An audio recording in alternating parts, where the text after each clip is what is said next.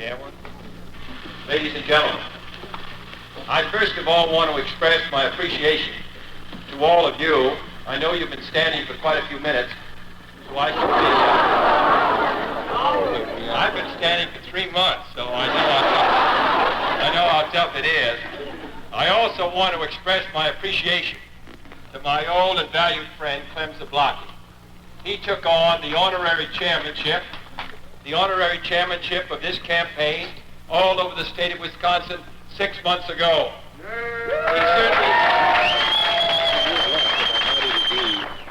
Clem Zablocki and I sponsor a bill together, the Zablocki-Kennedy bill, as he calls it, the Kennedy-Zablocki bill, as I sometimes refer to it. But that bill, which you may not have ever heard about, provides that the Battle Act shall be amended, and it shall be possible for surplus foods and surplus things that we have in this country to be made available to the people behind the Iron Curtain, the people of Poland. We would have passed that bill 2 years ago. We would have passed that bill 2 years ago, but it failed by 1 vote in the Senate when the President withdrew his support on the day the bill was coming up to vote. That's how important the office of the presidency is. He shall determine what shall be our policy on Berlin. He shall determine whether we shall be at war or peace. This is the key office. And I run for the presidency because, like you, I have strong ideas about what this country must do. I have strong ideas about the United States playing a great role in a historic moment when the cause of freedom is endangered all over the world, when the United States stands as the only sentry at the gate, when we can see the campfires of the enemy burning on distant hills. That's what's at issue today. That's what we are attempting to determine. In the coming months and years, all of us, as Americans, are going to be called out of the ranks. Our courage is going to be tested, and I am confident that we are going to give the same affirmative answer. That's what I think this election is about. That's what we're going to begin to do on next Tuesday. Thank you.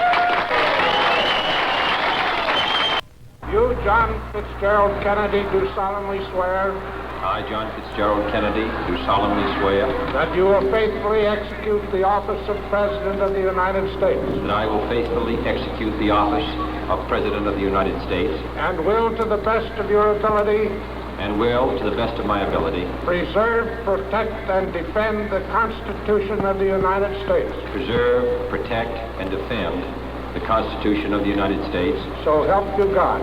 So help me God.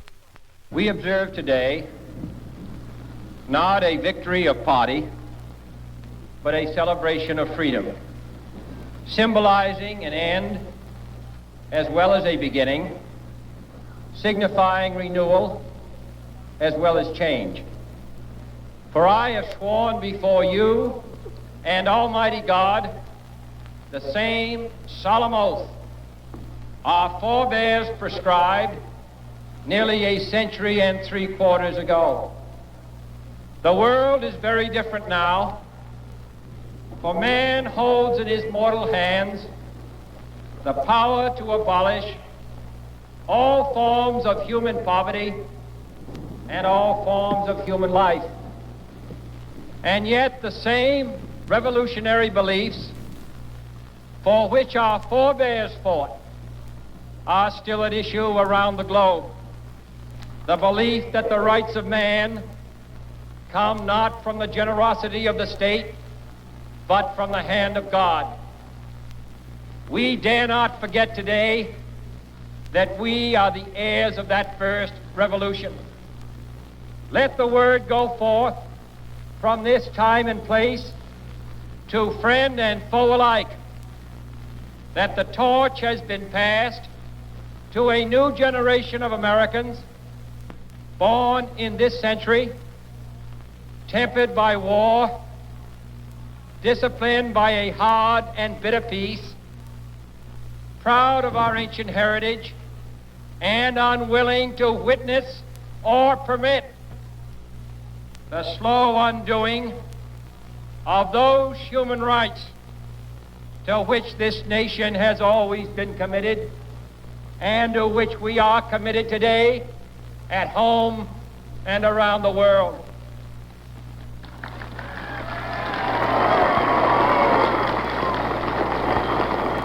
Let every nation know, whether it wishes us well or ill, that we shall pay any price, bear any burden, meet any hardship, support any friend, oppose any foe to assure the survival and the success of liberty. United, there is little we cannot do in a host of cooperative ventures. Divided, there is little we can do. And to remember that in the past, those who foolishly sought power by riding the back of the tiger ended up inside. To those people in the huts and villages of half the globe struggling to break the bonds of mass misery, we pledge our best efforts to help them help themselves. To those nations who would make themselves our adversary, we offer not a pledge, but a request that both sides begin anew the quest for peace. Before the dark powers of destruction, unleashed by science, engulf all humanity in planned or accidental self-destruction. Remembering on both sides that civility is not a sign of weakness and sincerity is always subject to proof. Let us never negotiate out of fear, but let us never fear to negotiate. In the long history of the world, only a few generations have been granted the role of defending freedom in its hour of maximum danger. I do not shrink from this responsibility. I welcome it.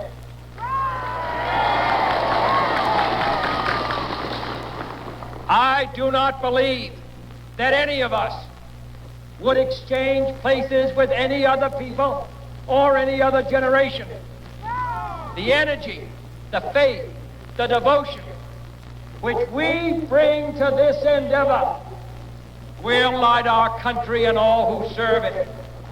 And the glow from that fire can truly light the world. And so, my fellow Americans, ask not what your country can do for you. Ask what you can do for your country.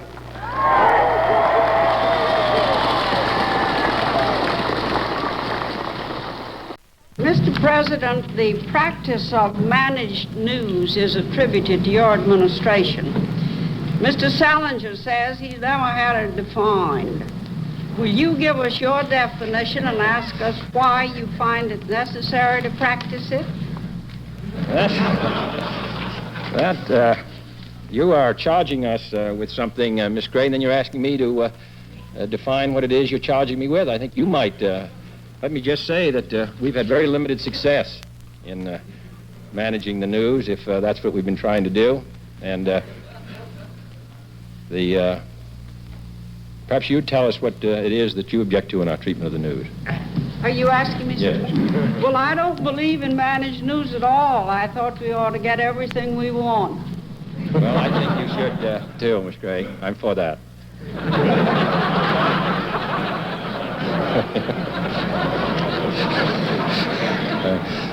President, the Defense Department announcement on the incident in the Florida Straits said simply that the MiGs fired near the shrimp boat. Correct. And you used the term attack. Now, did these MiGs attack the boat and miss, or did they harass the boat? I don't think we have the answer to that question. I think the shots came within, 40 yards of the boat. Whether that's, I would think if you're on the boat, that's regarded as a as an attack. And whether they were trying to hit the boat or whether they were merely attempting to target practice, all these things, I think we'll have to look at the next day or so. Thank you. We have a long way to go in the space race. We started late, but this is the new ocean, and I believe the United States must sail on it and be in a position second to none. 17 years ago today, a group of Marines put the American flag on Mount Surabaya.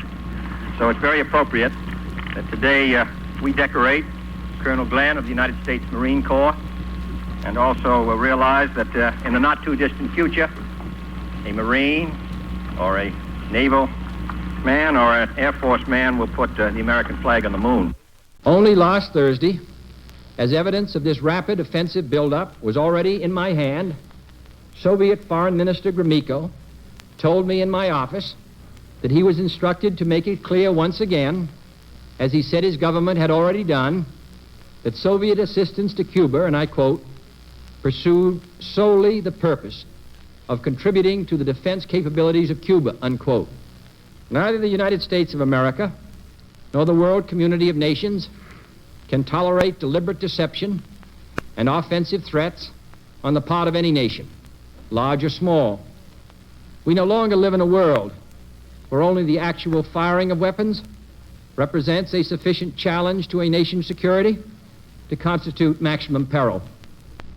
Nuclear weapons are so destructive and ballistic missiles are so swift that any substantially increased possibility of their use or any sudden change in their deployment may well be regarded as a definite threat to peace. In violation of Soviet assurances and in defiance of American and hemispheric policy, this sudden, clandestine decision to station strategic weapons for the first time outside of Soviet soil is a deliberately provocative and unjustified change in the status quo, which cannot be accepted by this country if our courage and our commitments are ever to be trusted again by either friend or foe. Our policy has been one of patience and restraint, as befits a peaceful and powerful nation which leads a worldwide alliance. We have been determined not to be diverted from our central concerns by mere irritants and fanatics. But now further action is required, and it is underway, and these actions may only be the beginning. We will not prematurely or unnecessarily risk the course of worldwide nuclear war, in which even the fruits of victory would be ashes in our mouth. But neither will we shrink from that risk at any time it must be faced. Acting, therefore, in the defense of our own security and of the entire Western Hemisphere, and under the authority entrusted to me by the Constitution, as endorsed by the resolution of the Congress, I have directed that the following initial steps be taken immediately. First, to halt this offensive buildup, a strict quarantine on all offensive military equipment under shipment to Cuba is being initiated. Second, I have directed the continued and increased close surveillance of Cuba and its military buildup.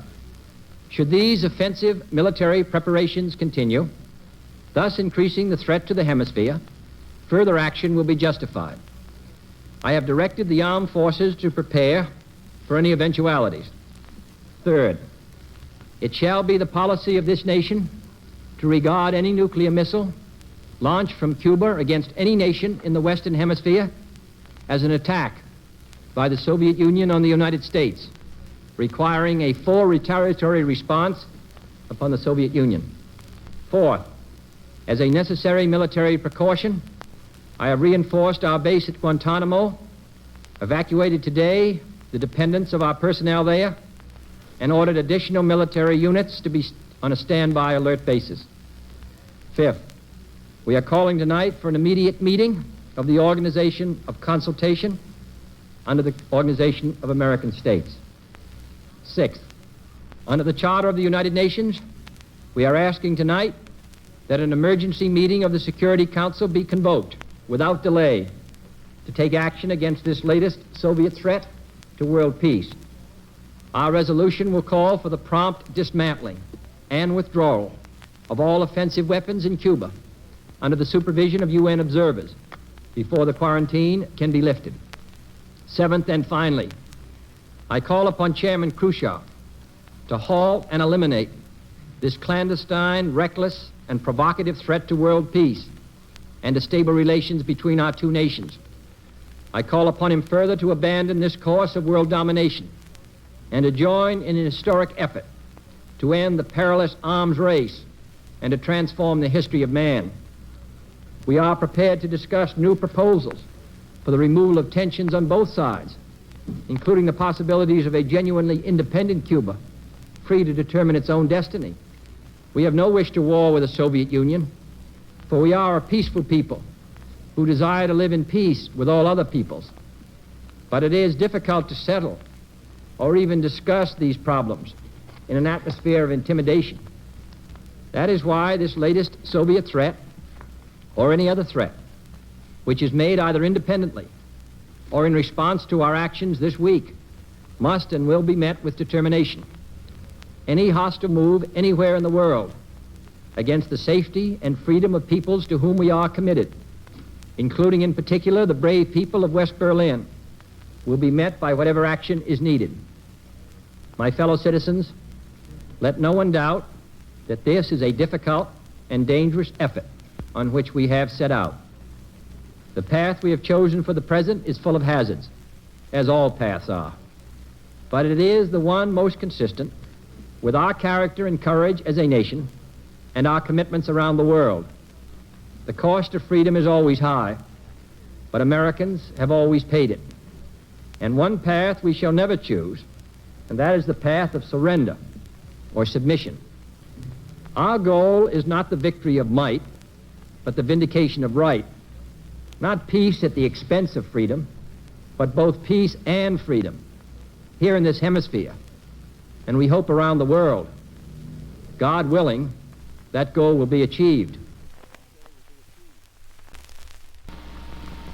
Mr. Vice President, Senator, members of the Congress, members of the military, ladies and gentlemen, for more than 3 years, I've spoken about the new frontier.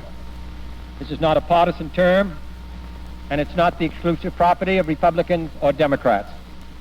It refers instead to this nation's place in history, to the fact that we do stand on the edge of a great new era, filled with both crisis and opportunity, an era to be characterized by achievement and by challenge.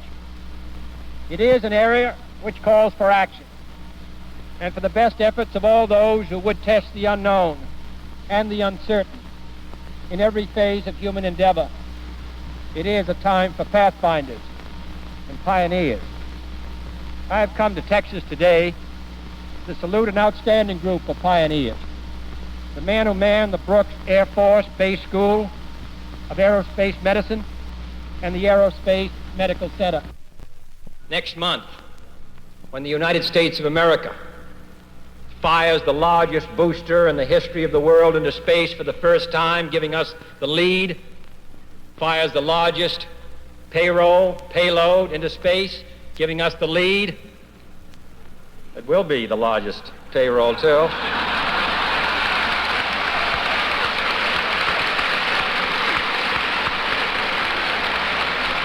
Who should know that better than Houston?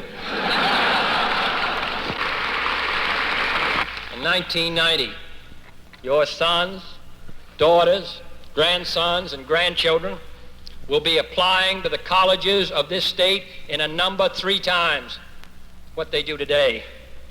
Our airports will serve 5 times as many passenger miles.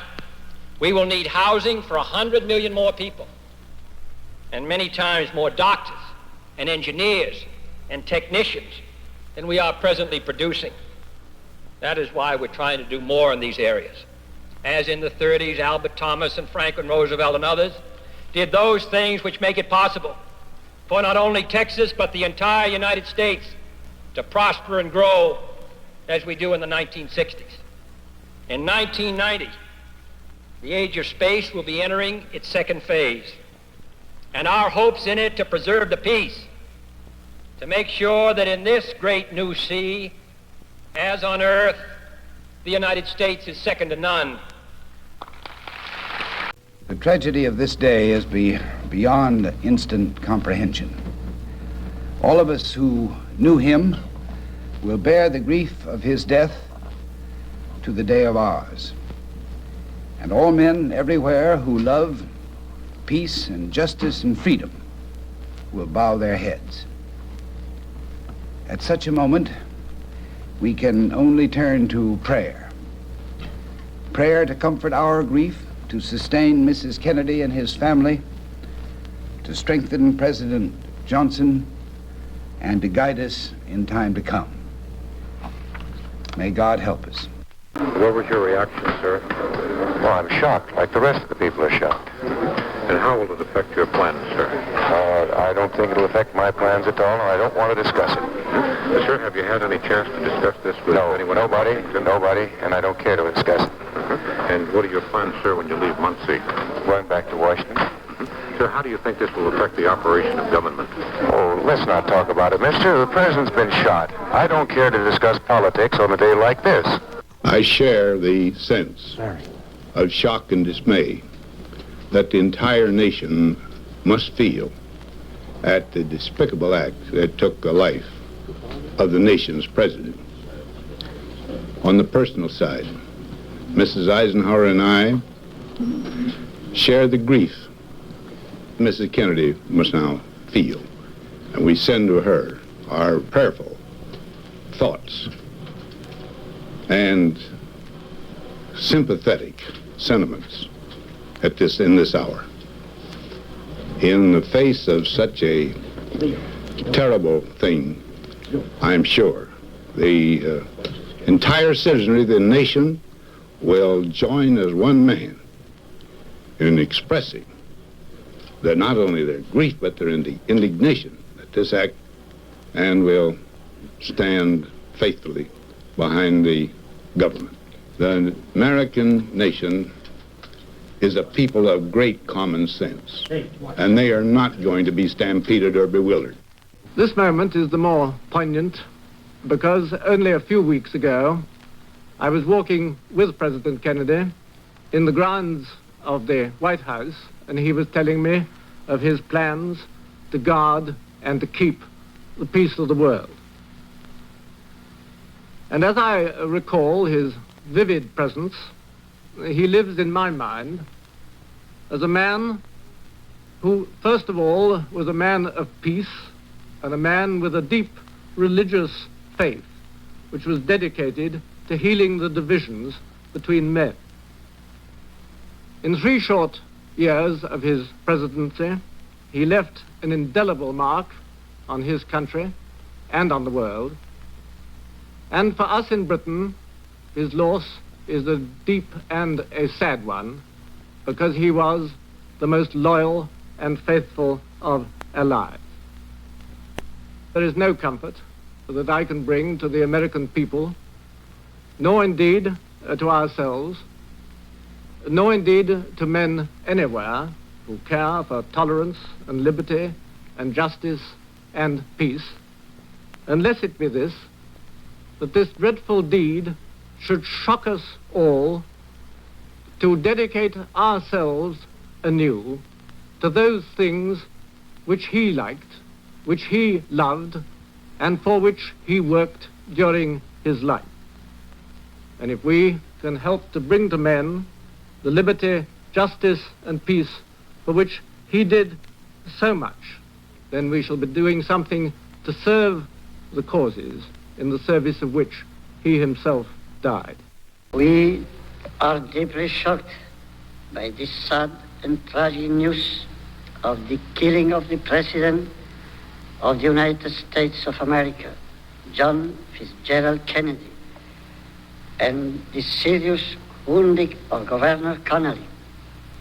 And we are profoundly saddened by so dastardly a crime, by the mourning which afflicts a great and civilized country in its head, by the suffering which strikes at Mrs. Kennedy, her children, and the family.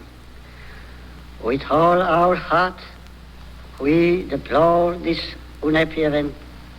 We express the heartfelt wish that the death of this great statesman may not damage the cause of the American people, but rather reinforce its moral and civil sentiments and strengthen its feelings of nobility and concord. And we pray to God that the sacrifice of John Kennedy may be made to favor the cause he promoted and to help defend the freedom of peoples and peace in the world. He was the first Catholic president of the United States. We recall our pleasure in receiving its visit and in having discerned in him great wisdom and high resolution for the good of humanity. Tomorrow, we shall offer the holy sacrifice of the Mass, that God may grant him eternal rest, that he may comfort and console all those who weep for him in his death, and in order that not hatred but Christian love should reign among all mankind. This is a sad time for all people. We have suffered a loss that cannot be weighed. For me, it is a deep personal tragedy. I know that the world shares the sorrow that Mrs. Kennedy and her family bear. I will do my best. That is all I can do. I ask for your help and God's.